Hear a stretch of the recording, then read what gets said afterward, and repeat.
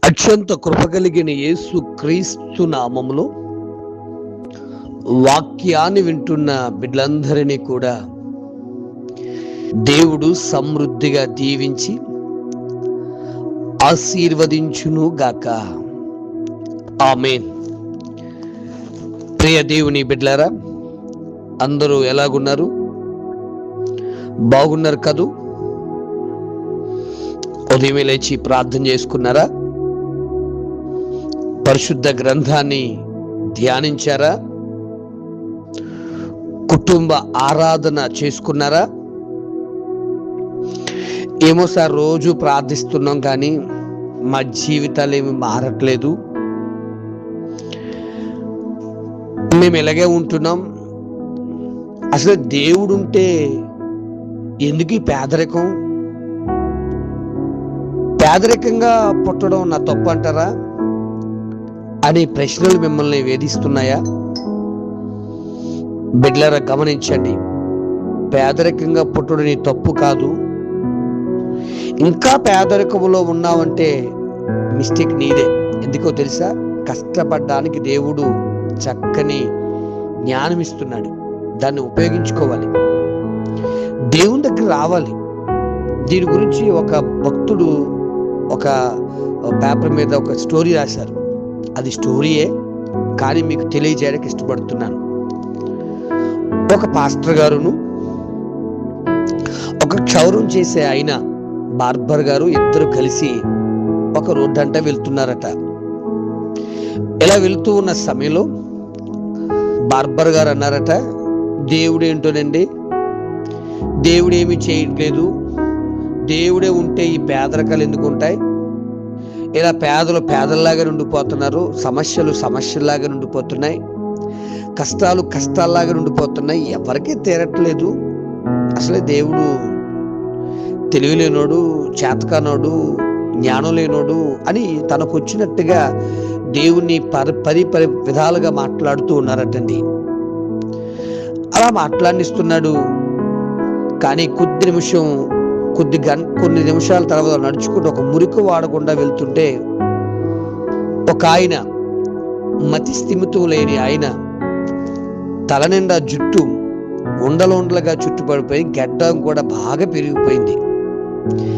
ఆయన అన్నాడట, పాస్టర్ గారు అవకాశాన్ని వినియోగించుకుని, అసలు మీరు మంచోరు కాదు, మీరు మంచోరు అయితే వీడి జుట్టు ఎందుకు ఇలాగ ఉంటుంది, వీడి గడ్డం ఎందుకు ఇలాగ ఉంటుంది, వీడి గడ్డం ఇలాగుంది, ఆడు జుట్టు అలాగుంది, ఆడు మురుకుగా ఉన్నాడు, దయచేసి మీరు మంచోళ్ళు అయితే కనుక వారి జుట్టు మీరు కత్తిరించి ఉండొచ్చును, మీరు గడ్డం శుభ్రంగా షైన్ చేసి ఉందరు, కాబట్టి మీరు మంచోళ్ళు కాదని పాస్టర్ గారు ఆ క్షౌరం చేసే ఆయన అంటే, ఆయన అన్నారట, నేను ఎందుకు మంచోని కాదు, వాడు నా దగ్గరకు వచ్చి నన్ను అడిగి ఉంటే నేను వాడికి చక్కగా క్షౌరం చేసి మరి చక్కగా ఆ కటింగ్ వేసి ఉందును, వాడు నా దగ్గరకు వచ్చి నన్ను అడగలేదు కనుక నేను వాడికి ఏం చేయలేకపోయాను, క్షౌరమును చేయలేకపోయాను, షైన్ చేయలేకపోయాను అని చెప్పాడంట. వెంటనే పాస్టర్ గారు ఈ మాట చెప్పాడు, బాబు నువ్వు పేదరికంలో పుట్టావు కరెక్టే, కానీ నీ ఆపత్కాలంలో నీ బాధల్లో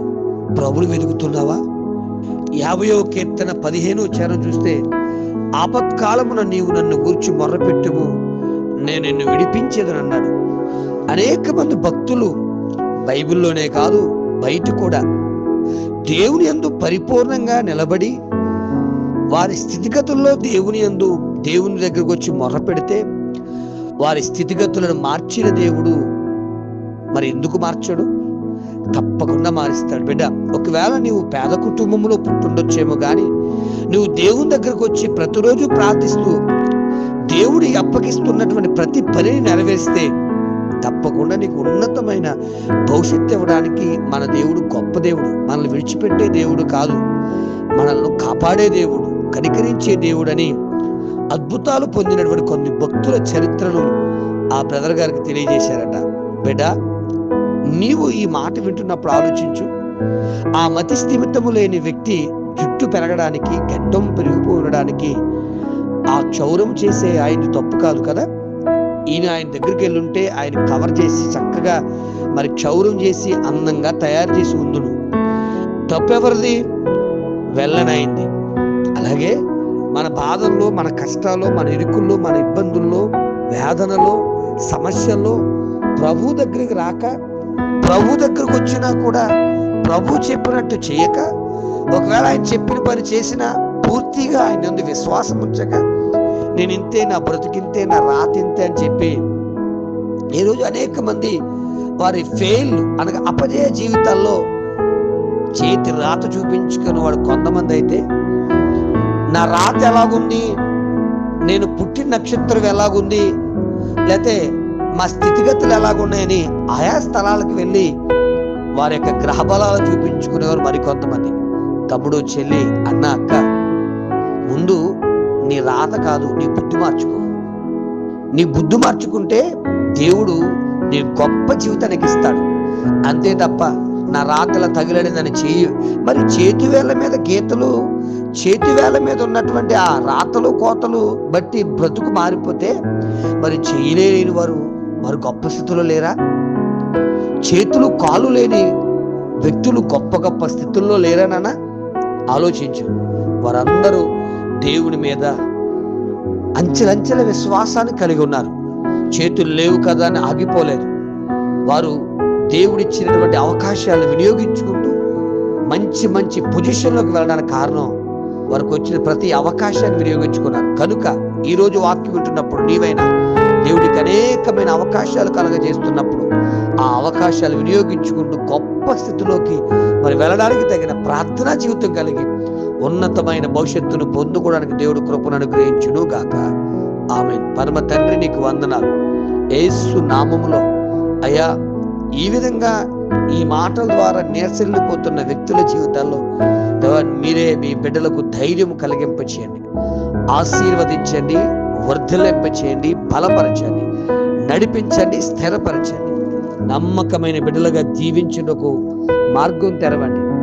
నిన్ను విమర్శించేవారుగాను, నీ మీద నెపాలు కలగజేసేవారుగా కాక, వస్తున్న అవకాశాలను వినియోగించుకుంటూ ఉన్నతమైన భవిష్యత్తు పొందుకునే కృప దయచేయమని, నడిపించి బలపరిచి వర్ధిల్లింపచేయమని, మహిమ కలిగిన యేసు నామమున మిక్కిలి వినముగా వేడుకుని ప్రార్థిస్తున్నాము తండ్రి.